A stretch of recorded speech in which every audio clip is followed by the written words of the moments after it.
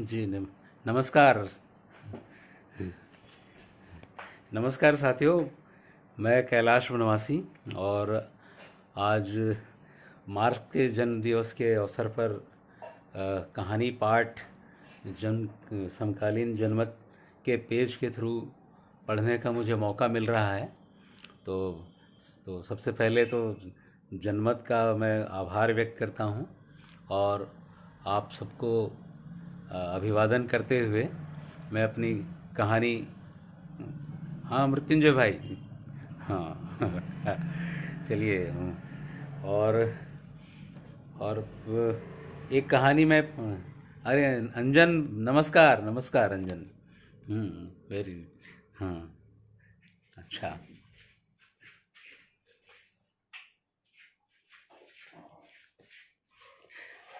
हाँ, नमस्कार रामायण राम जी।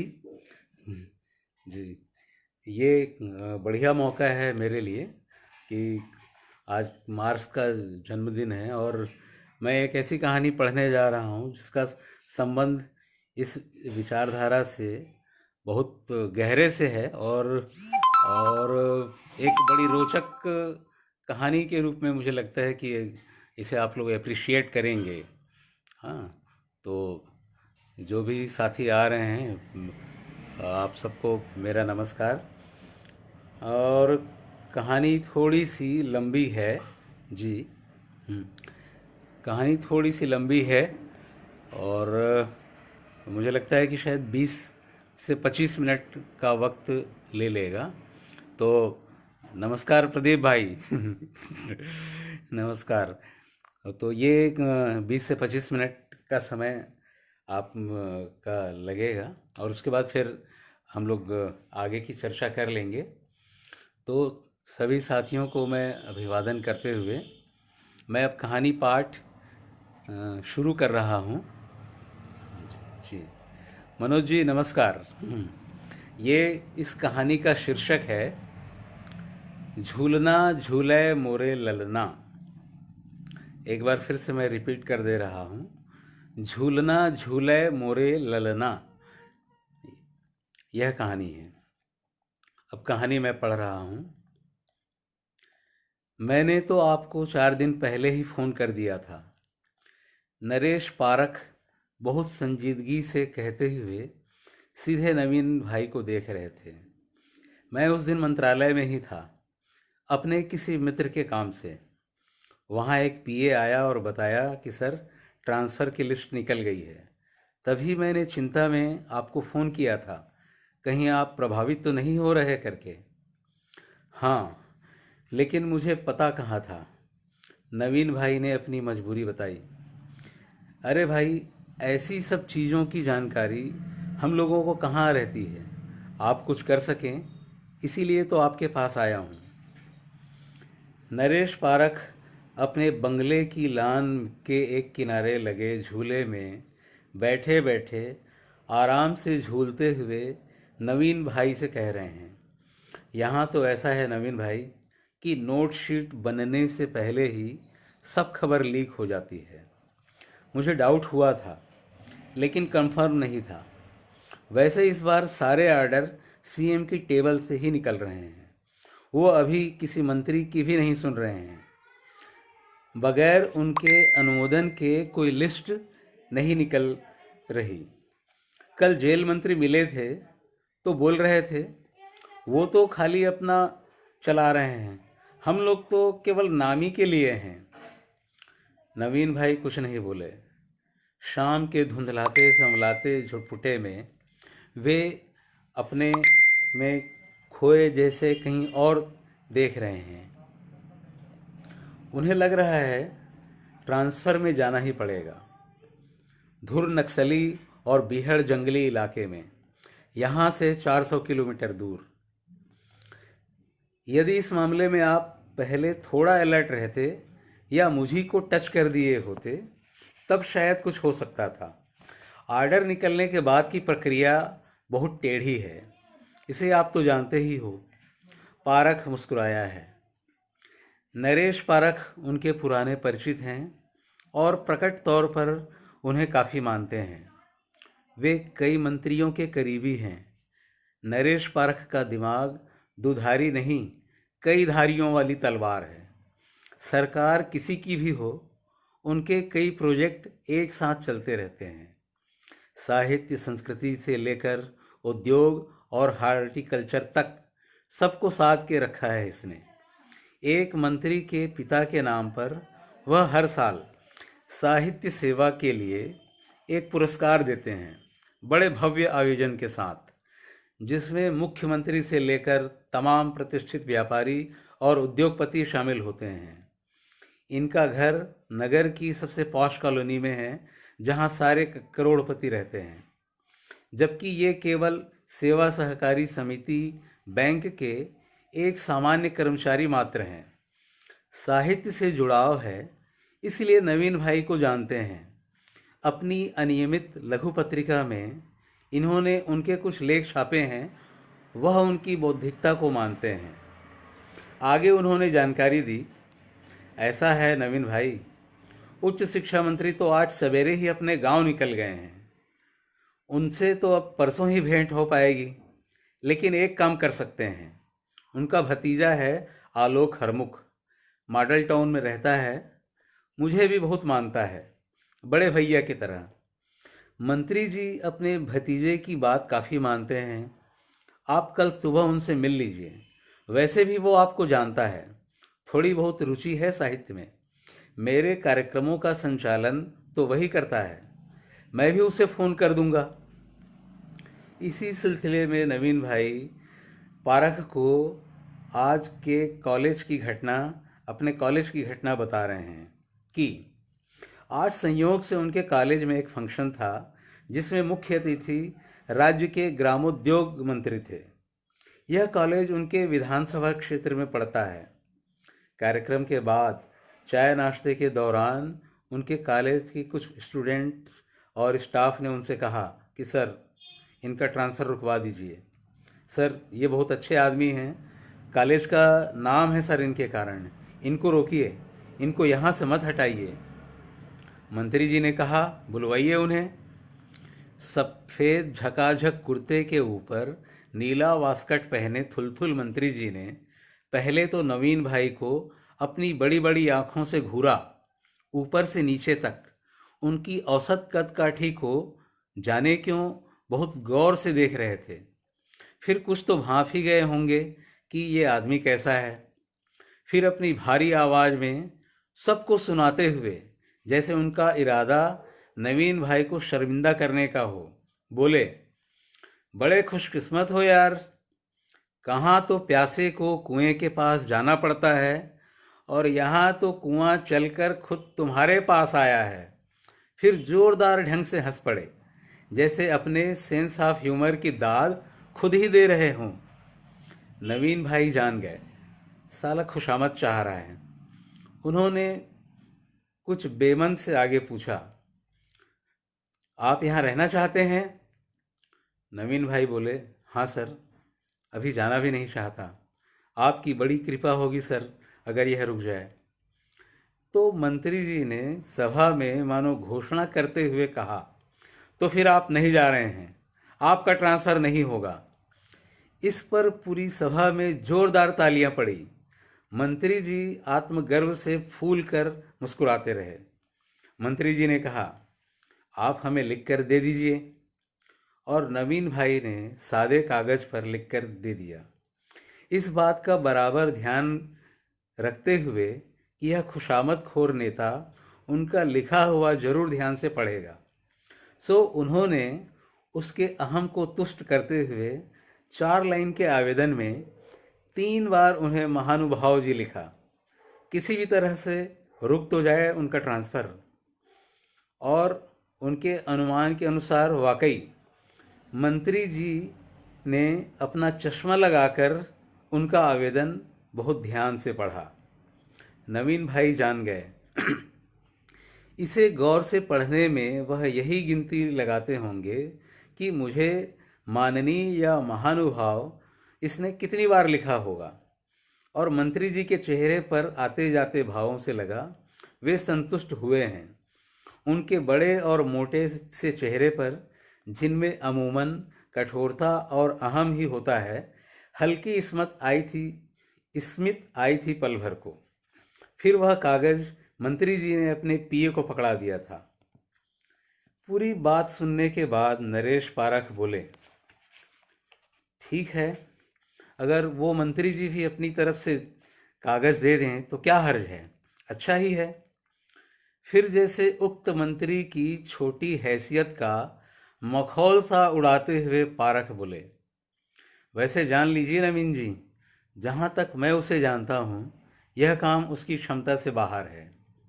अपनी वाहवाही लूटने के चक्कर में भले ही उसने सरेआम ऐसी घोषणा कर दी हो, लेकिन मैं जानता हूँ आपका काम वो नहीं करा सकता।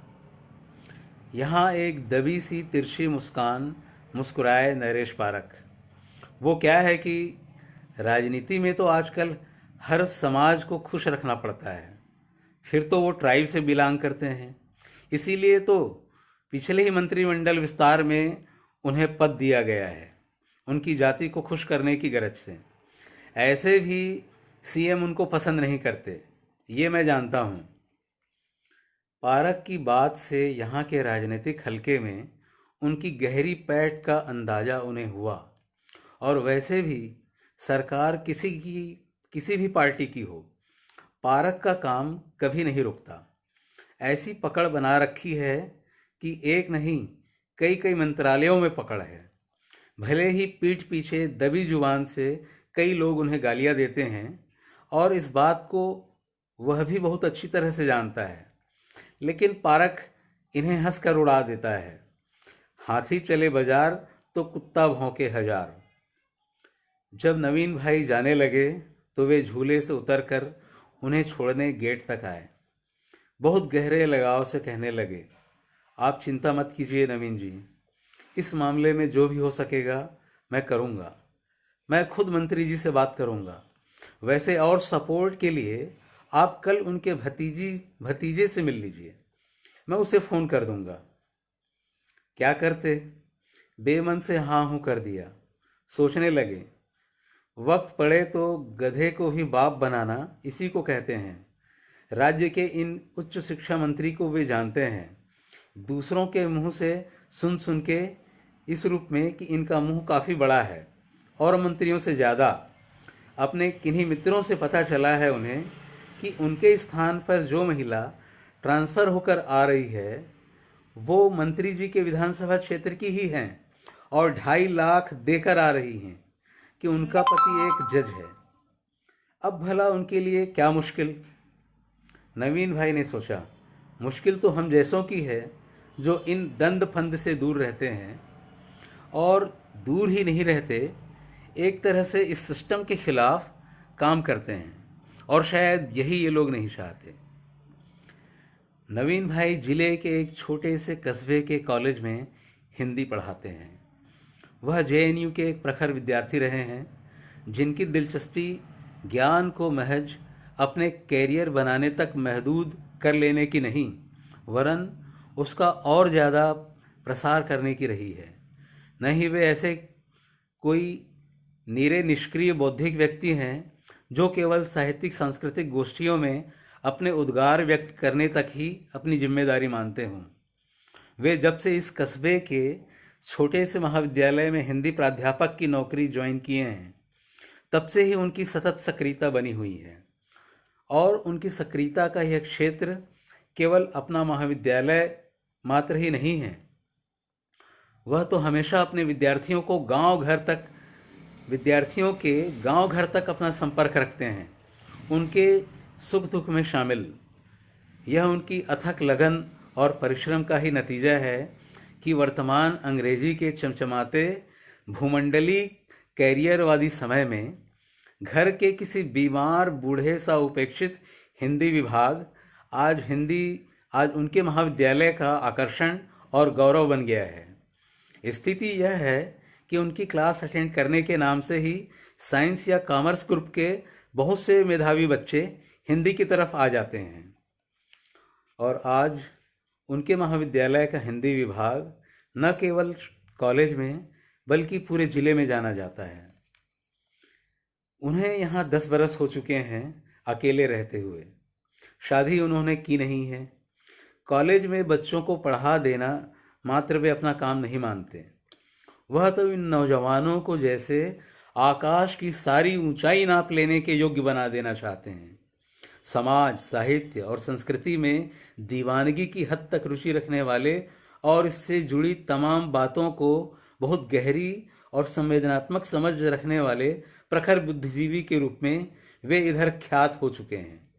इसके अलावा वे अपना एक सांस्कृतिक ग्रुप कोरस बनाए हुए हैं, जिसमें उनके कॉलेज से पढ़ कर निकले कुछ ऐसे युवा शामिल हैं जो नाटक, कविता या कहानी वगैरह में रुचि रखते हैं। जाहिर है, नवीन भाई के लिए साहित्य और संस्कृति केवल अपने घर की चार दीवारी तक समेट कर रखने का कोई वैसा सजावटी कला भवन नहीं है जो कला के नाम पर कुछ चौंक चमत्कार से आगे नहीं जाता। इस सांस्कृतिक ग्रुप के वे संरक्षक हैं। जनवादी सरोकारों से लैस उनका यह ग्रुप पिछले कुछ सालों से आसपास के गांवों में नुक्कड़ नाटक, जनगीत गायन, कविता पाठ या किसी मौजूदा मुद्दे पर संगोष्ठी करता आ रहा है। गांव में उनके लिए जगह की कोई कमी नहीं होती। गांव के पंचायत भवन, बाजार चौक, स्कूल प्रांगण या नहीं तो तालाब का पार ही सही। इन नौजवानों को गांव में हाट बाजार के दिन भीड़ के बीच अपना नाटक करते या जनगीत गाते देखा जा सकता है। वे छत्तीसगढ़ के प्रसिद्ध गीतकार जीवन यदु के जनगीत गाते हैं। राहों पर नीलाम हमारी भूख नहीं हो पाएगी, अपनी कोशिश है कि ऐसी सुबह यहाँ पर आएगी। या गाते हैं वे फैज़ को, ऐ खाक नशीनों उठ बैठो, वह वक्त करीब आ पहुँचा है, जब तख्त गिराए जाएंगे, जब ताज उछाले जाएंगे।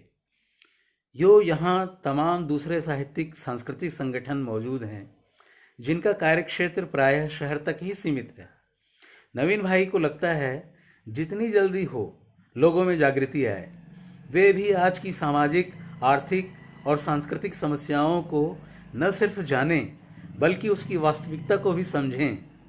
इसीलिए उन्होंने अपने सांस्कृतिक मोर्चे का रुख गांवों की तरफ मोड़ दिया है, जिसके चलते यहाँ के अनेक साहित्यकारों की भ्रिकुटी उनके प्रति टेढ़ी हो गई है। यहाँ तक कि कभी उनके सहपाठी रहे दूसरे कॉलेजों में पढ़ाने वाले कवि या बुद्धिजीवी मित्र भी नाराज चल रहे हैं।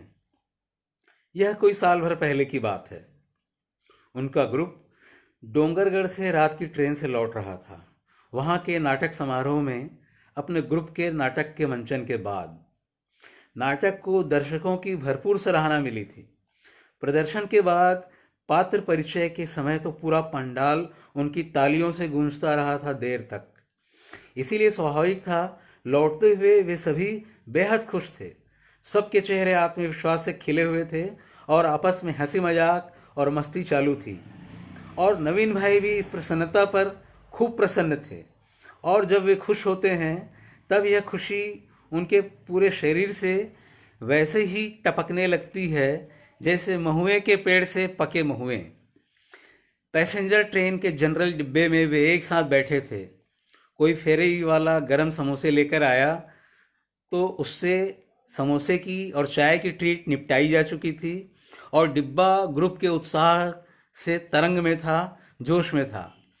यह उनकी टीम के पिछले 2 महीनों से पसीना बहा देने वाले कठोर रिहर्सल की सफलता थी और आगे छुट्टी के किसी दिन इसे सेलिब्रेट करने की योजना बनाने में भी वे लगे थे। ऐसे माहौल में तभी नवीन भाई के एक प्राध्यापक और कवि मित्र जयंत सिंह का फ़ोन आ गया। रात के 10:30 बजे थे।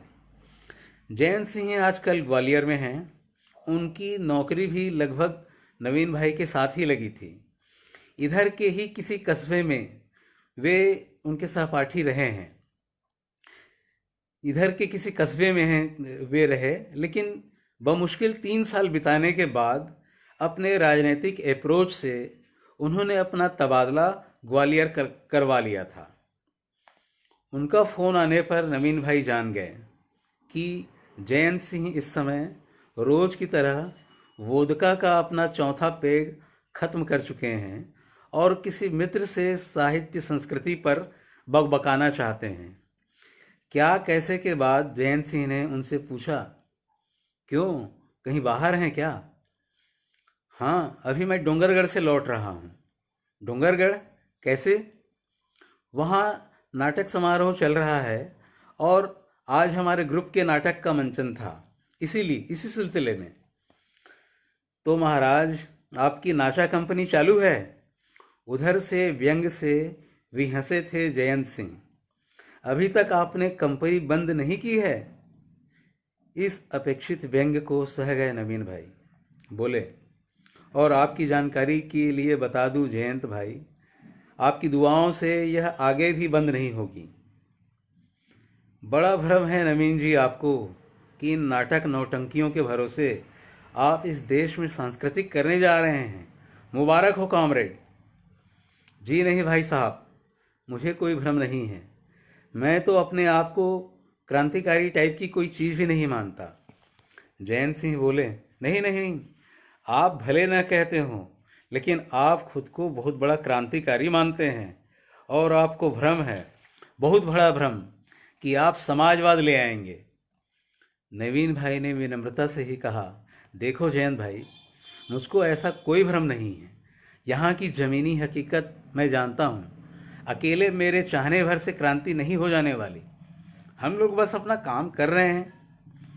हाँ, वो तो मैं देख ही रहा हूँ। पिछले 4-5 साल से देहाती लौंडों को बहला फुसला कर आप अपना ग्रुप बना लिए हो और सोचते हो कि बहुत बड़ा तीर मार लिया, क्रांति कर ली। भला क्या उखड़ गया इस सिस्टम का? कुछ कर सके आप इतने बरस में? चलिए ठीक है, मैं असफल हो गया, मैंने मान लिया।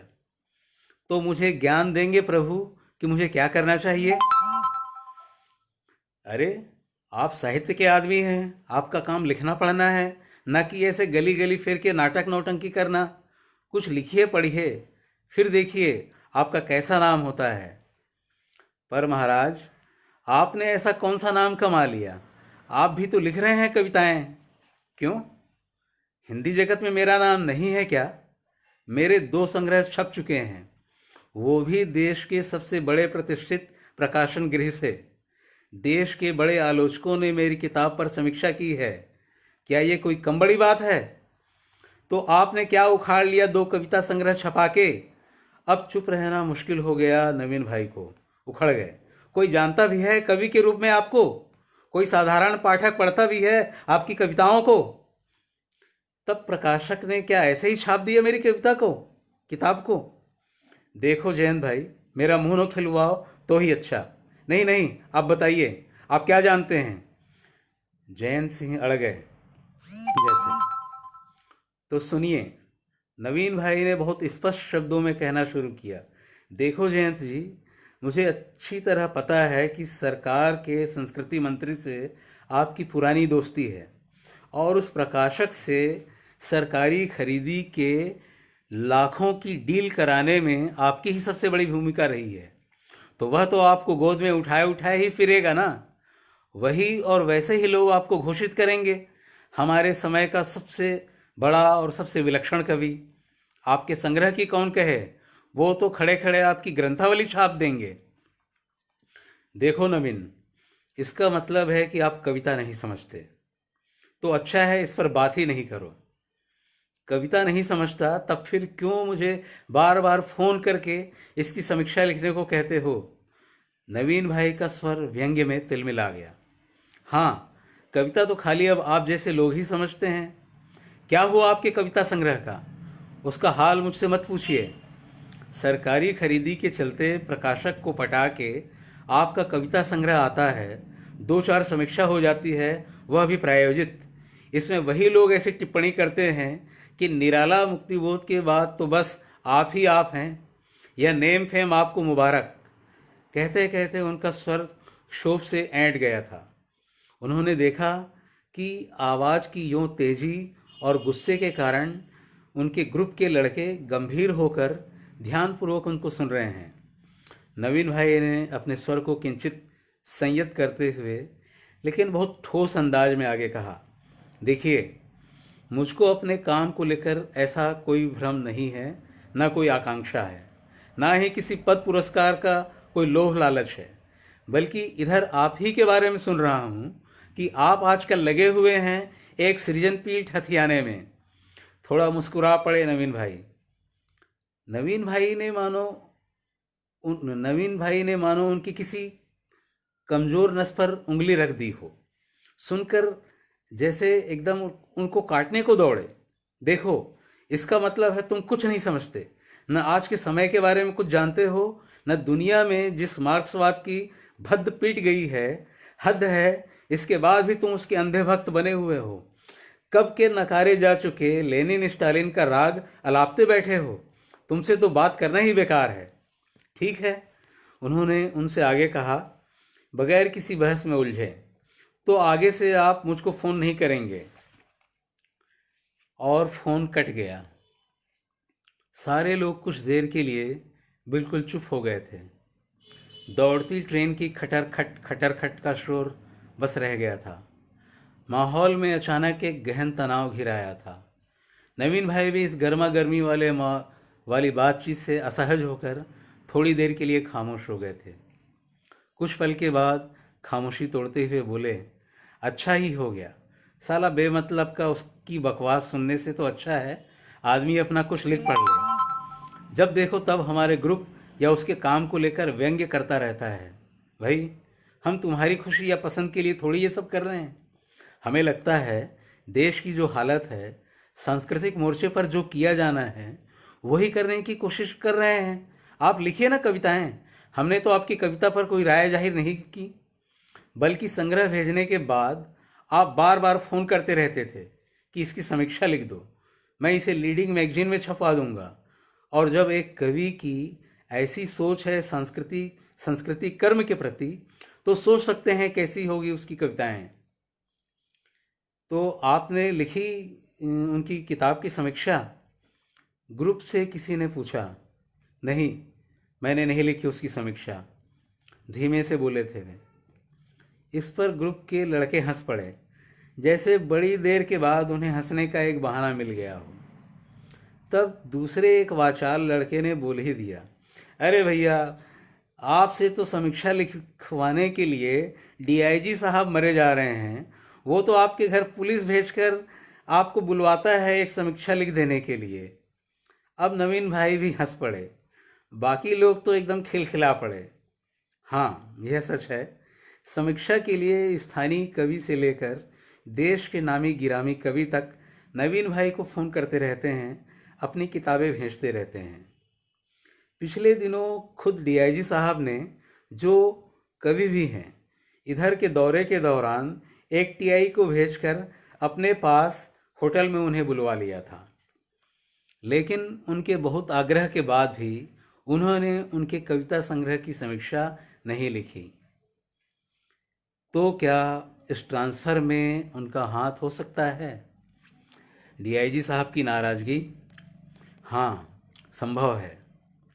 या इसमें और किसी का हाथ है, आसपास का कोई अपना विरोधी? धीरे धीरे इस क्षेत्र के ऐसे युवा या बुद्धिजीवी जो दूसरे सांस्कृतिक संगठनों की नीतियों, आपसी खेमेबाजी, भाई भतीजावाद या एकाधिकारवाद के चलते अपनी उपेक्षा के शिकार थे, उनके ग्रुप के साथ जुड़ गए थे। यह काम कोई 2-4 महीनों में नहीं हुआ था, समय लगा। लोग धीरे धीरे उन्हें जानने लगे। वहीं वे उनकी बेबाकी और वैचारिकी से भय भी खाने लगे।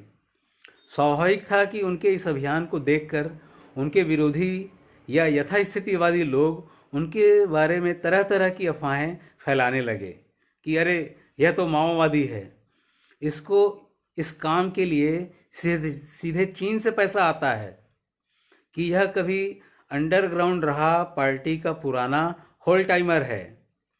एक स्थानीय कथाकार ने तो जहाँ तहाँ इस बात को जोर शोर से प्रचारित करना शुरू कर दिया कि इस मास्टर को छत्तीसगढ़ जैसे इस भोले भाले शांत इलाके में नक्सलियों ने भेजा है अपना वैचारिक आधार बनाने के लिए और यहाँ के लोगों को नक्सली बनाने के लिए।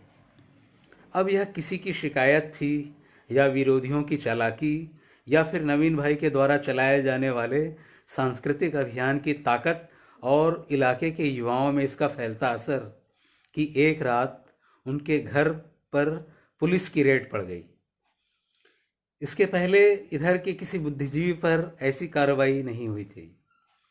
इस शहर में एक ऐसे कवि हैं जो किसी कस्बे में आयोजित कवि सम्मेलन में अपनी सांप्रदायिकता विरोधी कविता पाठ के दौरान उग्र हिंदूवादियों द्वारा मंच पर की गई पत्थरबाजी के कुछ पत्थर कई साल तक अपने घर के शोकेस में किसी कीमती सजावटी वस्तु की तरह संभाल कर रखे रहे, अपनी प्रतिबद्ध धर्मनिरपेक्षता के सबूत के तौर पर। और घर आने वाले हर छोटे बड़े कवि या आलोचक को वे या पत्थर दिखाकर वाहवाही बटोरते रहे। ये अलग बात है कि कुछ साल बाद जब राज्य में भाजपा की सरकार बनी तो वे बाकायदा पंडाल लगाकर बड़े प्रचार प्रसार के साथ अपने पूरे कुनबे सहित भारतीय जनता पार्टी में शामिल हो गए। या यहीं के दूसरे जाने माने कवि को जिनको उनके मकान मालिक ने मकान खाली न करने के कारण धमका दिया था, यह विवाद मारपीट में बदल गया।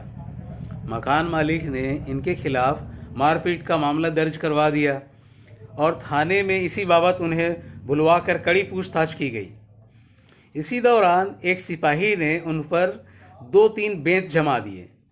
संभव है उस सिपाही को मकान मालिक ने खिला पिलाकर ऐसा ही कुछ करने को कह रखा होगा।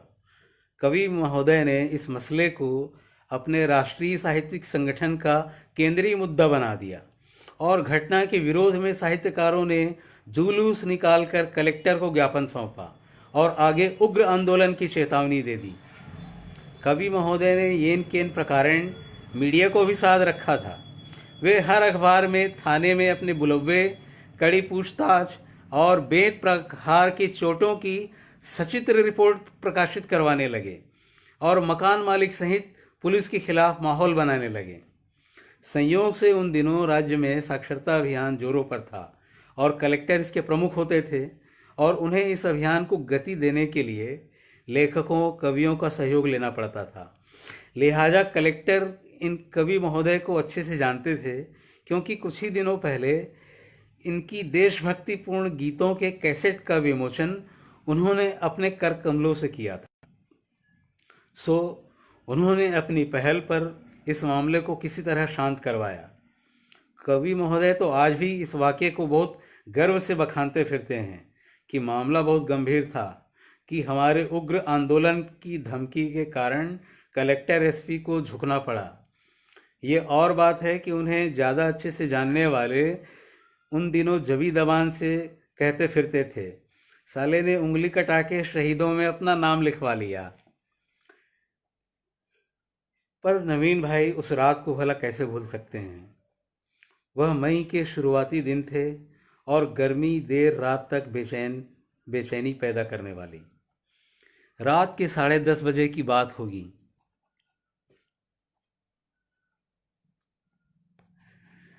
वह घर में अपने टेबल में बैठे कुछ लिख रहे थे या लिखने की सोच रहे थे। कल की किसी सभा में बोलने की तैयारी। वे बिना पूरी तैयारी के किसी सभा संगोष्ठी में नहीं जाते। वह जहाँ भी बोलने जाते हैं पूरी तैयारी के साथ जाते हैं, चाहे सभा छोटी ही क्यों ना हो। यह उनकी आदत में शामिल हो चुका है। सहसा वे आधमके थे। उन्होंने अपने घर के बाहर कुछ गाड़ियों के तेजी से ब्रेक मारने की तीखी चिचियाहट सुनी थी, जैसे उन्हें बेहद हड़बड़ी हो, और अगले ही क्षण उनके बूटों की धमक से नवीन भाई के किराए वाले क्वार्टर की साधारण फर्श कांपने लगी थी। वे दंदनाते हुए सीधे भीतर घुस आए थे। 10-12 कद्दावर और मुस्तैद जवानों की पूरी फौज। बिजली गुल नहीं थी, इसके बावजूद कुछ के हाथों में टार्च थे, बेहद तेज रोशनी वाले, आंखों को बिल्कुल चुंधिया देने वाले। नवीन भाई को कैसे क्या की ज़्यादा ज़रूरत नहीं पड़ी। उनके पास राज्य सुरक्षा कानून की मजबूत आड़ थी, जिसमें उन्हें यह अधिकार था कि वे कहीं भी अचानक छापामारी कर सकते हैं, महज शक के आधार पर भी। आते ही 2 जवानों ने बहुत मजबूती से उनके हाथ पीछे करके कस के पकड़ लिए थे इस अंदेशे से कि हाथ ढीला करते ही अगला कहीं कोई हथियार न चला दे। अगले पिछले सभी दरवाजे खिड़कियों को तुरंत भेड़ कर बंद कर दिया गया। फिर भड़ाभड़ उनके कमरे की चीज़ों को उल्टा पलटा जाने लगा। सबसे पहले उन्होंने दीवान का पल्ला भड़ाक से उलट दिया, जिसमें छिपा कर रखे गए हथियारों के मिलने की सबसे ज़्यादा संभावना उन्हें लगी थी। उनका पूरा घर मानो पुलिसिया खौफ के गहन सन्नाटे में था। कोई उनकी लाइब्रेरी की तरतीब से जमाई किताबों को बेदर्दी से उलट पलट रहा था, कोई किचन में अनाज के ड्रमों को खंगाल रहा था, तो कोई टेबल पर रखी उनकी डायरी पढ़ रहा था। नक्सली लोगों से उनके संपर्क सूत्र तलाशे जा रहे थे। डायरी में मिल रहे कुछ नामों के बाबत उनके सामने खड़े दो वरिष्ठ अधिकारी बहुत सख्ती से पूछताछ कर रहे थे। नवीन भाई अब तक भांप चुके थे। उनका भविष्य दांव पर लग सकता है, कुछ भी हो सकता है, और ये खाली हाथ नहीं जाने वाले। उन्हें अपने लिए किसी पुख्ता सबूत की तलाश है।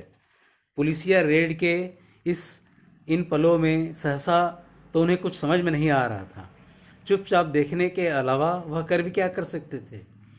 इससे उबरने में उन्हें कुछ समय लगा था। सर, ये देखिए, एक सिपाही उनकी फाइलों में से एक पत्र निकाल कर लाया था। सर, इनको किसी ने कामरेड लिखा है। सिपाही यह बताते हुए बहुत खुश था। सर, कामरेड लिखा है, इसका मतलब है ये नक्सली है। उनके बॉस ने वह चिट्ठी अपने पास रख ली कि तभी एक सिपाही लाइब्रेरी वाले कमरे से मारे रोमांच के चीखा, सर मिल गया, सर मिल गया। और किसी छुपे खजाने को खोज लेने के से उत्साह और उत्तेजना में हाँफते हुए वह तुरंत आया और अधिकारी को एक किताब दिखाई। सर, ये देखिए, ये किताब नक्सलियों की किताब है। नवीन भाई भी एकदम घबरा गए, लेकिन देखा तो कुछ राहत मिली। वह अभय कुमार दुबे की नवीन प्रकाशन से प्रकाशित पुस्तक थी, क्रांति का आत्मसंघर्ष, नक्सलवादी आंदोलन के बदलते चेहरे का अध्ययन। अधिकारी ने एक लंबी हूं के साथ इसे भी अपने पास रख लिया, इस विश्वास के साथ कि उनको इस व्यक्ति के खिलाफ अब यह सबसे बड़ा सबूत मिल गया है। उनका उलटना पलटना जारी था कि एक सिपाही ने किसी पत्रिका के फ्रंट पेज पर छपा एक फोटो लाकर के दिखाया। सर, ये देखिए, इस आदमी की फोटो फ्रंट पेज पर। सर, ये आदमी मुझको पक्का इनका लीडर लगता है। नवीन भाई की सांस एक क्षण के लिए रुक गई। उनके कमरे में कई क्रांतिकारियों की तस्वीरें टंगी है, भगत सिंह से लेकर मार्क्स, लेनिन, स्टालिन से चेगुवेरा तक के। ये पता नहीं किसकी फ़ोटो ढूंढ लाया, लेकिन जब फ़ोटो देखा तो अजीब राहत मिली। बल्कि इस भय में भी वे मुस्कुरा पड़े थोड़ा सा। वह फ़ोटो डॉक्टर नामवर सिंह की थी। गनीमत थी कि सामने खड़ी अधिकारी उन्हें पहचानते थे। बोले, अरे नहीं, ये इनके लीडर नहीं हैं, हम इनको जानते हैं, ये हिंदी के बहुत बड़े विद्वान हैं, जाओ रख दो। सिपाही कुछ निराश होकर लौट गया। रात को वे सीधे उन्हें एसपी के पास ले गए आगे की पूछताछ करने। नवीन भाई इस पूरे लाव लश्कर से आरंभ में जो थोड़े भयभीत हो चले थे, अपने भीतर के तल से अपने लिए अब साहस बटोर लाए, क्योंकि जान चुके थे ये इतनी आसानी से छोड़ने वाले नहीं हैं। तो ठान लिया, पूरी निर्भीकता से इनका सामना करेंगे, जो होगा देखा जाएगा। जब उनके इरादे में कोई खोट नहीं है तो क्यों डरे, और ऐसा कौन सा गलत या कानून विरोधी काम कर दिया है उन्होंने। उनसे लगातार पूछा जा रहा था, आपका किन किन लोगों से मिलना जुलना है, आपके यहाँ साथी और कौन कौन हैं, आप पढ़ाने के अलावा और क्या क्या करते हैं। नवीन भाई बहुत खुलकर, पूरी स्पष्टता, निर्भीकता और आत्मविश्वास के साथ उनके सवालों का जवाब दे रहे थे। एसपी ने पूछा, आप दिल्ली से पढ़े लिखे हैं,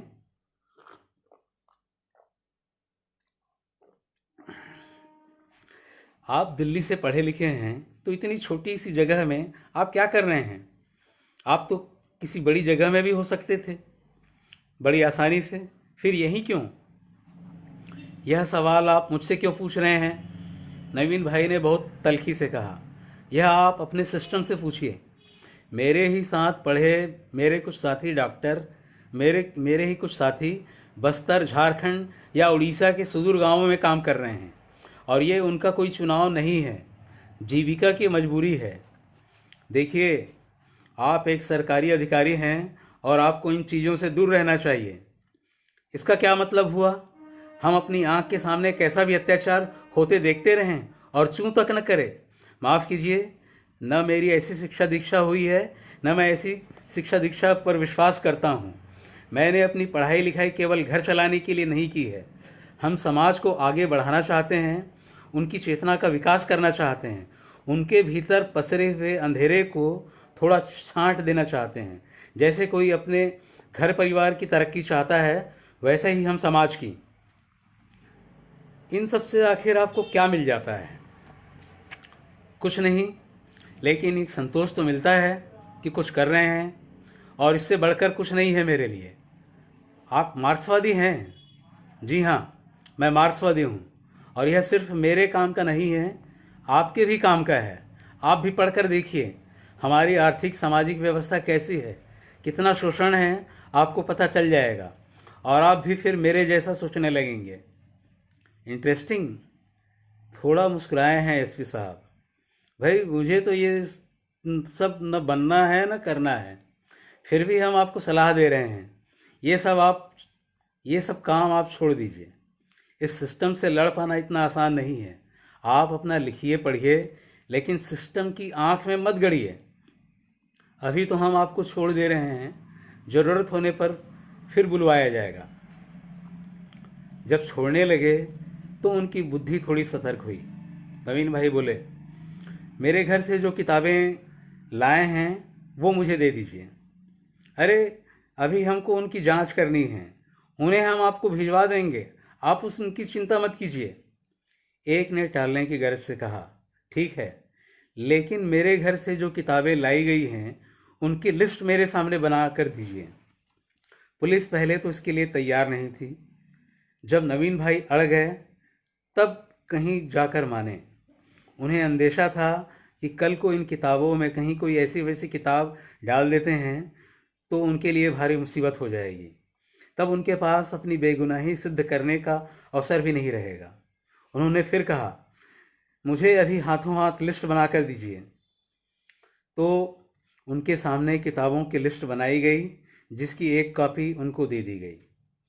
गाड़ी में उन्हें छोड़ने लौटते हुए एक अधिकारी ने बताया, प्रोफेसर साहब, यह बात हमको आपसे कहनी नहीं चाहिए, लेकिन सच यही है कि आपकी शिकायत आपके ही किसी साहित्यिक साथी ने की है, इसीलिए हमको छापा मारना पड़ा।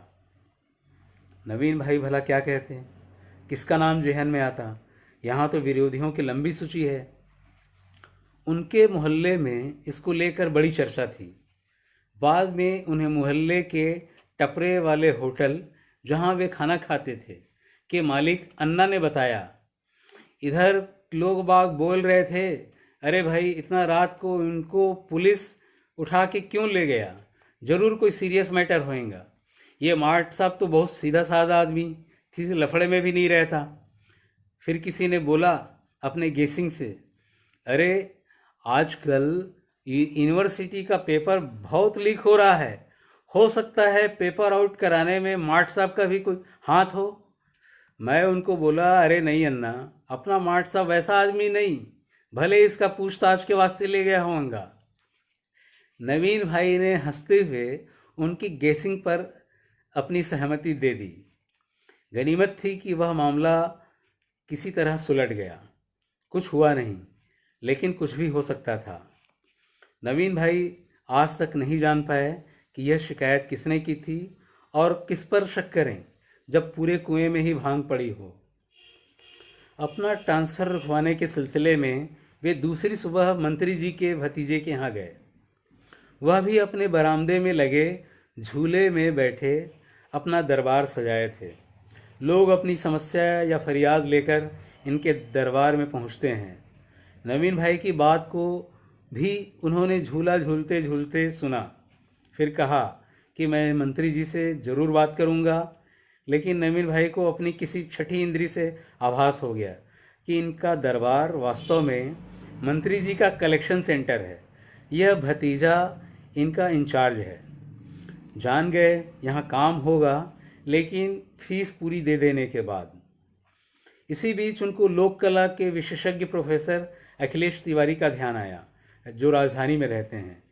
मुख्यमंत्री के वो भी करीबी हैं। कारण यह है कि मुख्यमंत्री की धर्मपत्नी उनके गांव की है। इस नाते वे मुख्यमंत्री को भाटो यानी जीजा जी कहते हैं।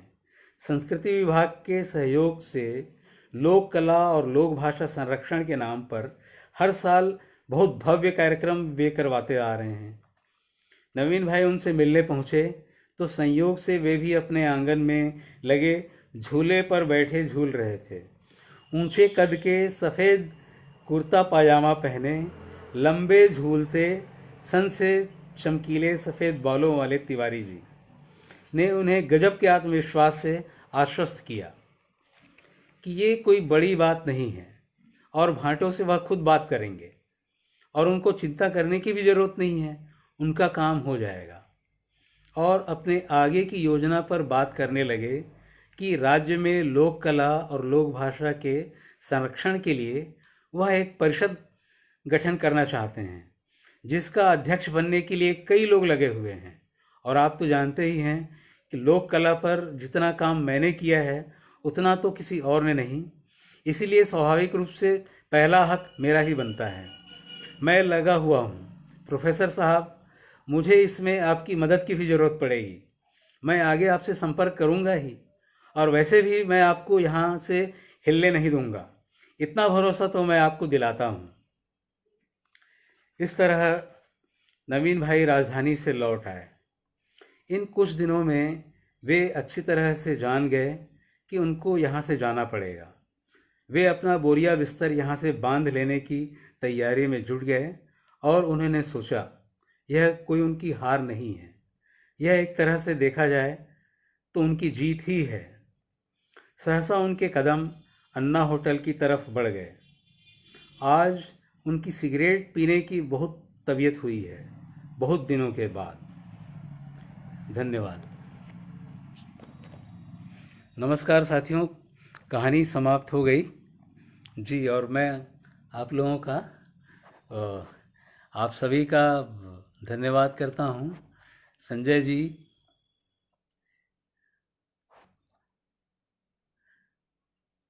चलिए धन्यवाद। गीतेश भाई, रुचि जी, सत्येंद्र भाई, हाँ, कहानी सुनने के बाद मुझे लग रहा है कि अगर हम लोग कुछ 5 मिनट इस पर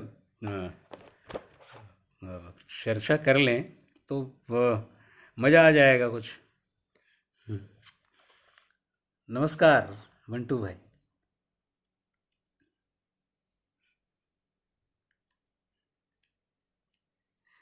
अरे धन्यवाद मृत्युंजय भाई, ये सब आपका संयोजन रहा। और ये बताइए, कहानी रही? ठीक रहा? ठीक रहा प्रदीप भाई? शानदार रहा। आपकी कमेंट आ रही है, बहुत धन्यवाद, थैंक यू। जी जी।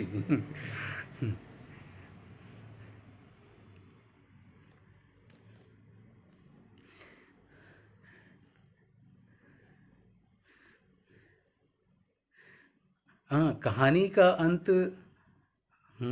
धन्यवाद संजय भाई। कहानी सुनकर के आप समझ गए होंगे कि ये आ, हम लोगों की या जैसी जो परिस्थिति रही है उसके विषय में। मृत्युंजय भाई प्रश्न पूछ रहे हैं कहानी के अंत के बारे में बताइए। तो मसला ये है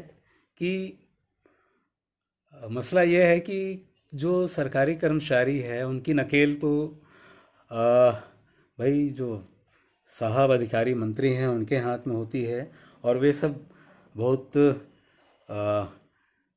कड़ी नज़र रखे हुए होते हैं। अंत औचक सा लगा मुझे मृत्युंजय भाई।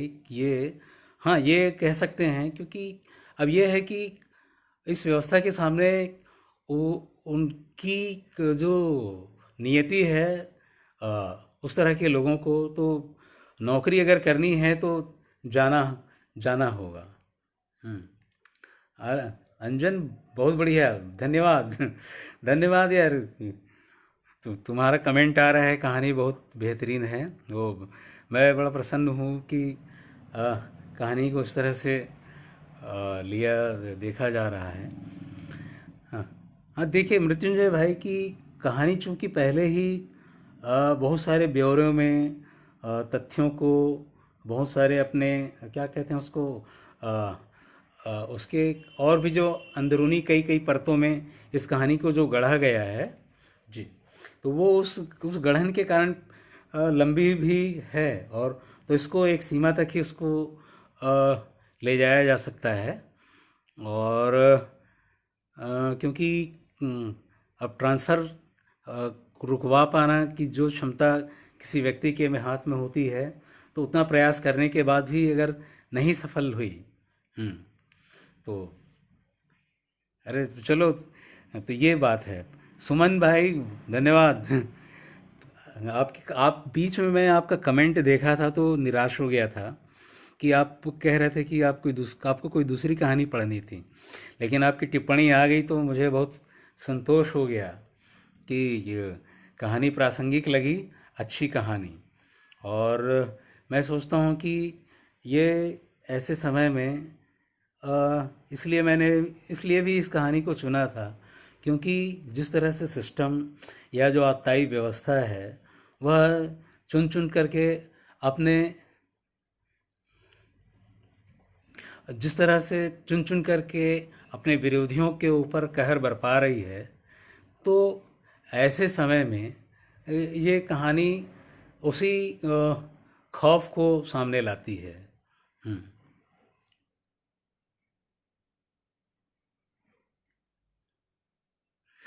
संजय भाई, कहानी प्यार को प्यार ही रहने दें, तो उसी तरह से है कि कहानी को कहानी ही रहने दें। क्या कहते हैं उसको, वो जिनको देखना होता है वो क्या बला की नज़र रखते हैं, वो देख लेंगे।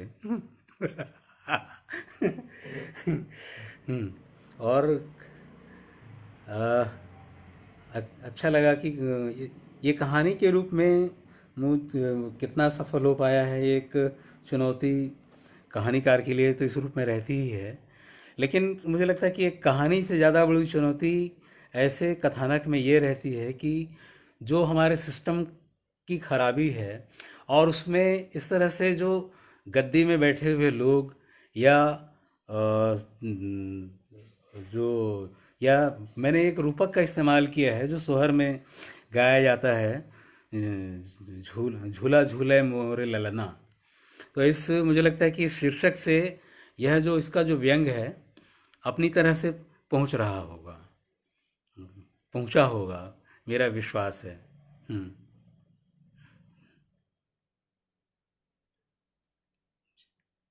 बंटू भाई कह रहे हैं कि हाँ, अंत में अगले लाइव की सूचना भी जरूर जरूर जरूर। हम्म।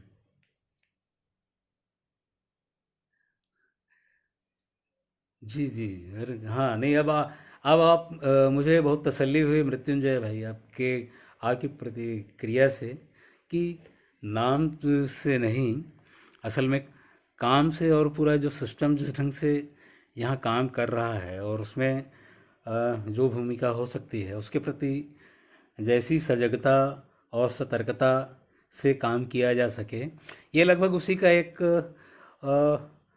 मैं अपनी तरफ से मेरे कहानी के माध्यम से एक कहानी के माध्यम से एक काम मैंने किया है एक तरह से। तो मित्रों, मुझे लगता है कि हम लोग आप लोगों ने बहुत मन से इस लाइव को पसंद किया, सुना। और मुझे भी ये मेरा पहला मौका था कि इस तरह से मैं कहानी पाठ आपके सामने लाइव हो सकूं। तो मृत्युंजय भाई का फिर से पुनः आभार। उनके उनका संयोजन उनके संयोजन ने मुझे इस माध्यम में यहाँ तक पहुँचाया है। और आप सबको मैं सूचना दे देता हूँ इसी के साथ कि आज शाम को संभव 7 बजे है शायद, या 5 बजे, मैं इसमें कंफ्यूज हो रहा हूँ। कॉमरेड दीपांकर जी का मार्क्सवाद पर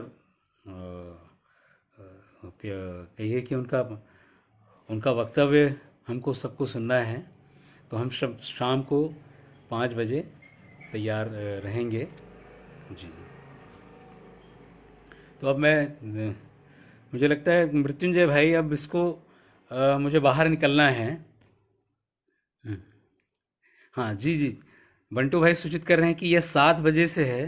तो सभी अ, मेरे लाइव जो सुनने वाले मित्र हैं उनसे निवेदन है कि 7 बजे इसी वेब पेज पर, जनमत के पेज पर वे उपस्थित रहें। और कॉमरेड दीपांकर जी को मार्क्सवाद पर हम सबको सुनना बहुत एक अलग तरह का गौरव का क्षण होगा। और हमको इस समय में मार्क्सवाद को कैसे देखा जाए उसके संबंध में भी कुछ बातें समा मिलेगी जी। तो सभी साथियों को मैं अपना अभिवादन करता हूँ। और मैं लाइव जो है, लाइव समाप्त करूँ? लाइव मुझे समाप्त करना है। हम्म, जी जी, thank you, thank you Mrityunjay भाई।